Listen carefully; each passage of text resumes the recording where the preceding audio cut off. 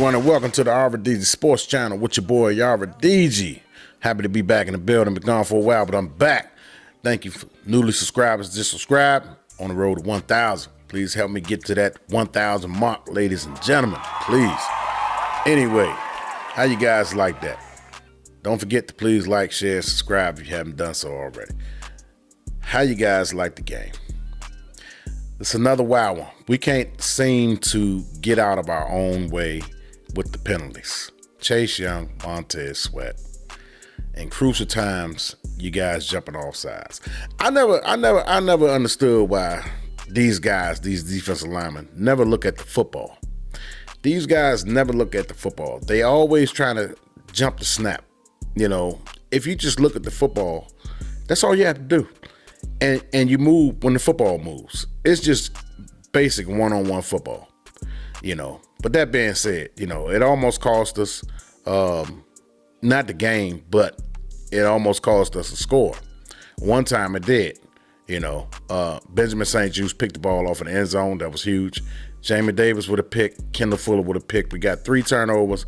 I think we got like three or four sacks. The defense came to play. They didn't give up explosive plays. They gave up some plays. You know, those offensive players get paid to make plays also. You know, Desmond Ritter played fairly well against us, but when he had pressure, when Jack Del Rio brought the pressure, he was ineffective. And I look at the game, when we bring the pressure to these quarterbacks, they're not the same. No quarterback will be the same pressure. So why do our defense allow the quarterbacks just to sit back there and just tee off on us all game? You know, Jack Del Rio got to understand situational football. When you don't never allow a quarterback to get into a rhythm. You want to break up his rhythm by sending pressure to him. You know, get him off his mark. You know, and I thought Jack Del Rio a couple times did that today, but overall, Jack Del Rio's coaching today, I'll give it a C-. I'll give it a C-. He could have brought more pressure on Ritter. You know, that's just my perspective of it. You know, when they was out getting those quick passes, stuff like that, I thought he should have played more man. He was in that zone. That's why Desmond Ritter was able to just pick apart our defense in that opening drive. You know, but I think in the coming weeks, I think Jack Del Rio has to get more pressure, you know, on these opposing quarterbacks. You know, we're about to face some good quarterbacks. Well, all season, all year long, we're going to be facing good quarterbacks. You know, especially against the Tours of the world, you know, those quarterbacks like that coming up, you know, Seattle's quarterback. You know, it's still a flu up. Danny Dimes, we still got to face him. He's a running quarterback, but he gives us problems. You know, we have to put pressure on these guys, man. We got to make these guys uncomfortable. I thought at times he did, but 75% of the time he didn't. 25% of the time he blitzed. You know what I'm saying? But I think our offense was on fire in the first half. You know, they did some good things in the first half. I wouldn't say on fire, but they did some good things in the first half. Second half, I think they took a step back. Sam Howell was holding on the ball just a little bit too long, and that drove me crazy. You know, like I said, I'm a big Sam Howell fan, but if the only thing that I got to nitpick about with Sam Howell is that he holds on to the ball too long. He has to get rid of the football. You know, it's driving me up the wall. I thought the referees a little bit too flag happy today, you know, especially against our players, man. You know, I haven't looked at the stats, but I guarantee you we got way more penalties than Atlanta Falcons did, and a couple of times they got away with some calls against our wide receivers. But when it pertained to their wide receivers, you know, they got the call, they got the benefit of the doubt. Although that last play, Jamie Davis did wrap his hand around the guy, Bijan Robinson hips, but hey. It happens sometimes, man. You know, they was flagging us to death, man. They was flag happy. But anyway, I thought our running game could be better, man.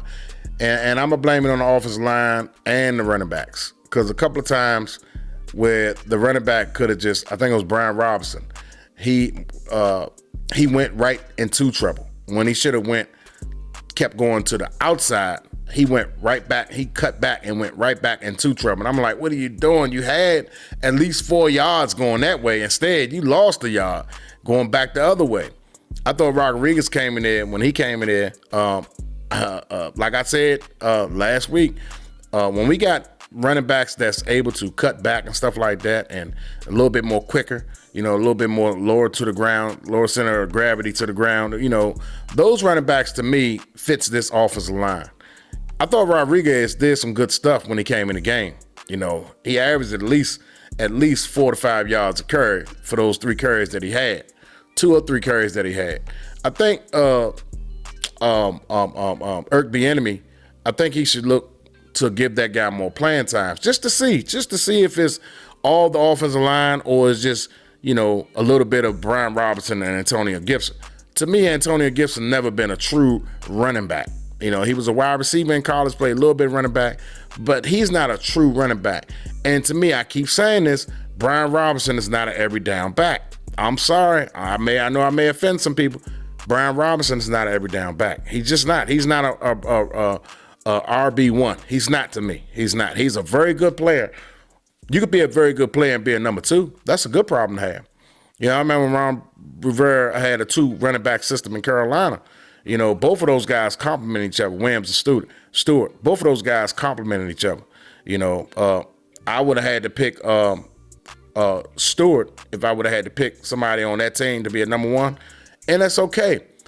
This team right here, we need to find one. If Rodriguez is not the number 1, Brian Robinson clearly not the number 1. He's a great number 2 running back. You know what I'm saying? But he's not a number 1 running back. You know what I'm saying? He does some things well, but I think a lot of times he can hit that hole a lot quicker than what he does. He's a big running back, physical guy. That's why I think if you had that running back like a Saquon Barkley style running back, I think that'll fit this offensive line more better. It'll make something out of nothing.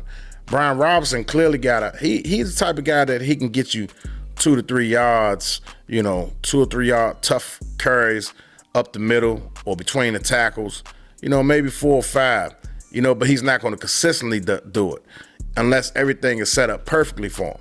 You know what I'm saying? He could drag some guys. That's true. But I need a guy that can get 10 yards of rip, 15 yards of rip, like the Clinton Porter style running back that we had. We need a guy like that. And I don't think we have that guy on the team. I need to see a little bit from Rodriguez. Maybe Rodriguez is that guy. He just need to be playing a little bit more. The wide receivers, Jahan Dotson. I don't know if it's in it something. He got something in his going on between the ears. The reason why he can't concentrate and bring down these footballs. Sam Howell threw him a beautiful pass along the sidelines, going towards the sideline. He just flat out dropped it.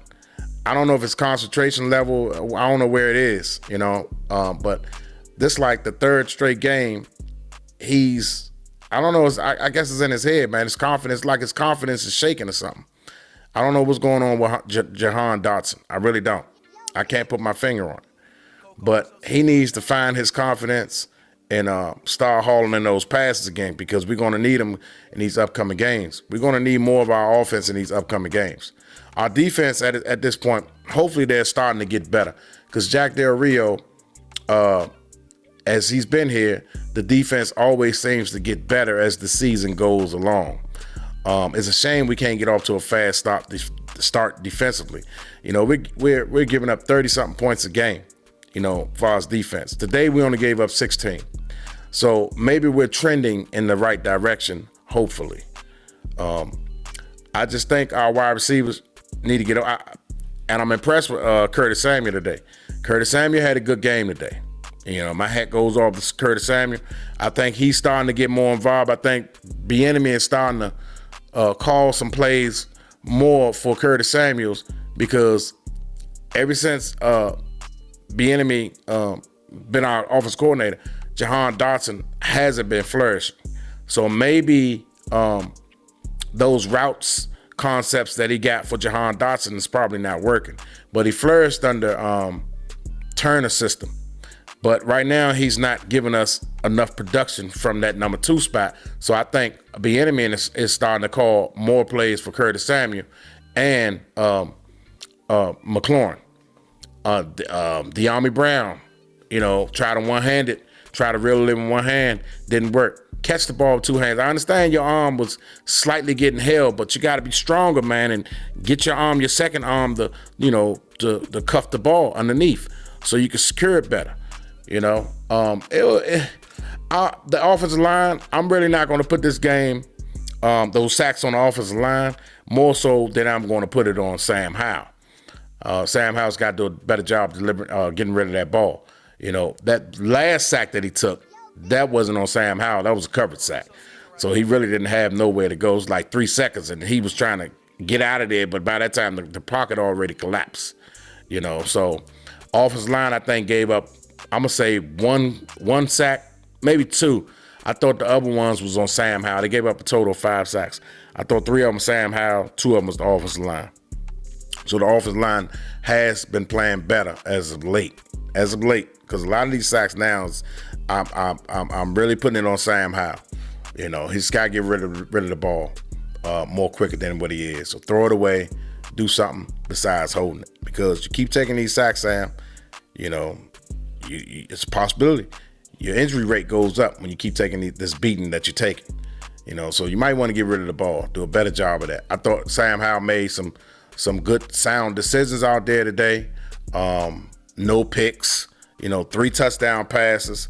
He did some good things. Sam Howell, his QBR is pretty damn good. And he can have more yardage had he not take all these sacks.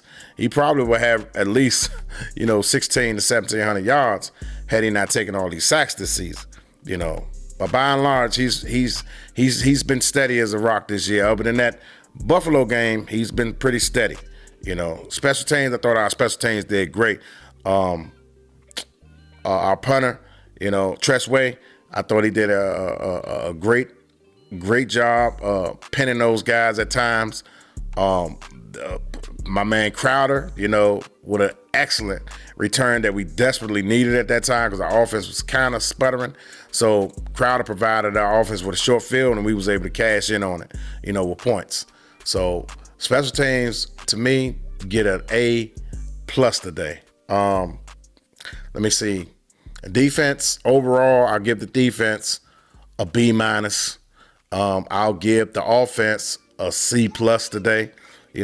Coaching overall, I'll give the coaching a C- today. I'll give the coaching a C- today. But we got the win, so I'm not going to be too negative today. We got the win. We came through. We're 3-3. It's a brand new season for us. We back to 500, and let's keep on treading up, baby. It's been your boy Aridizi. I thank you guys for tuning in today. Catch me on the next episode. Please like, share, and subscribe. Peace.